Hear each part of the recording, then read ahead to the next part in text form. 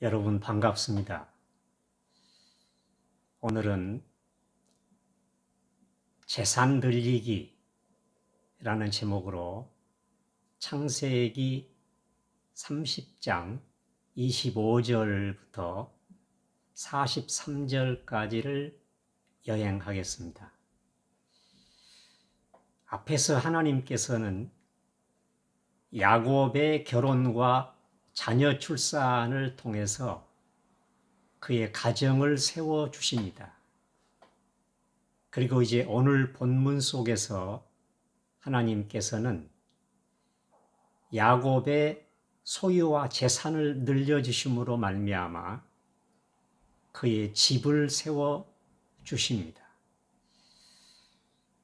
야곱이 하란에서 14년이 지났습니다.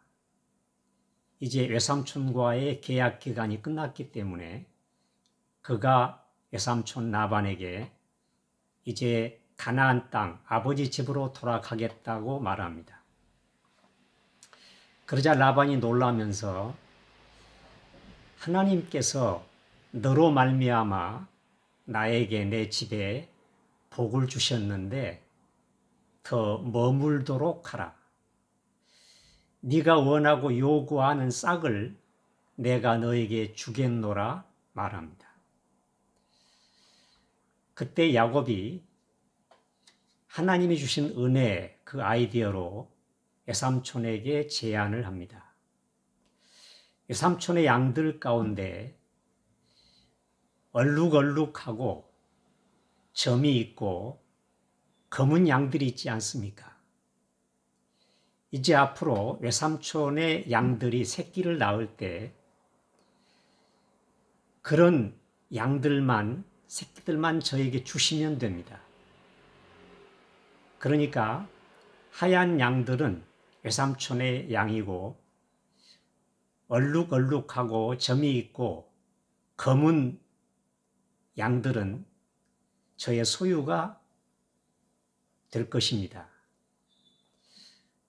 라반은 야곱에게 그렇게 하겠노라고 약속을 합니다.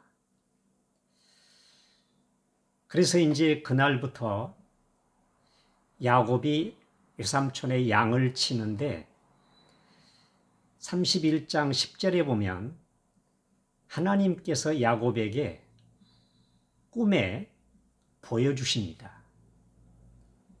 그래서 그가 어떻게 해야 하고 또 하나님이 그에게 복을 주심으로 재산을 늘려주심으로 어떻게 그에게 많은 양들이 태어나고 소유가 늘려질 것인가에 대한 그런 말씀을 환상을 보여주십니다. 그래서 외삼촌의 양들이 물가에서 짝짓기를 하는데 약한 양들이 짝짓기를 할 때는 내버려 둡니다. 가만히 있습니다. 그런데 튼튼한 양들이 짝짓기를 할 때에는 하나님께서 보여주신 대로 버드나무, 살구나무, 신풍나무 가지를 군데군데 껍질을 벗겨서 그 앞에 꽂아 놓습니다.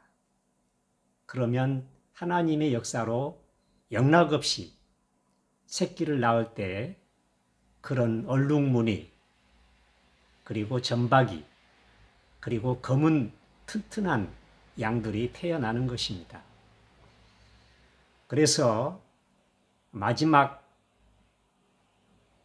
부분에 보면 하나님께서 야곱에게 이렇게 복을 주심으로 약한 것들은 라반의 소유가 되고 튼튼한 것들은 야곱의 소유가 되어서 야곱이 매우 번창하였더라. 그렇게 말씀하고 있습니다.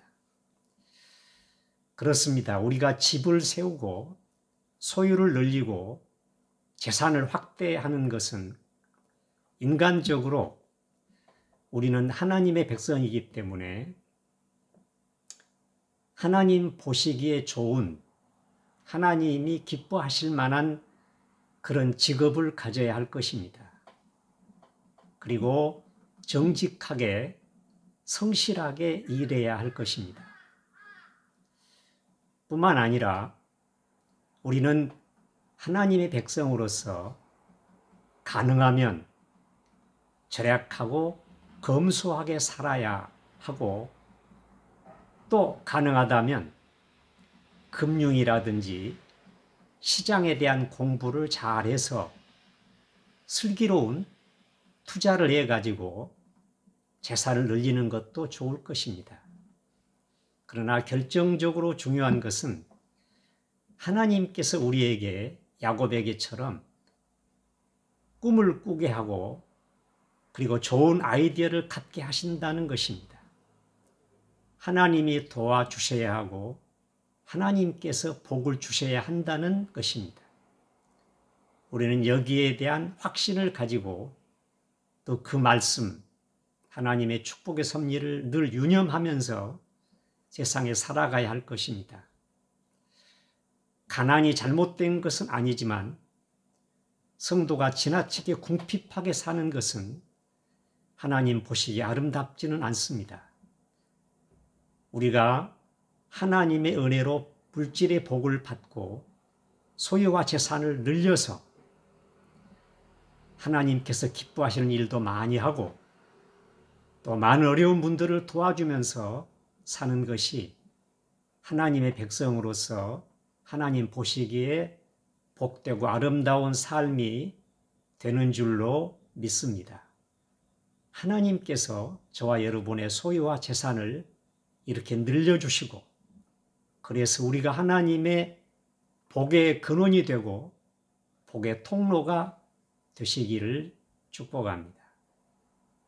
감사합니다.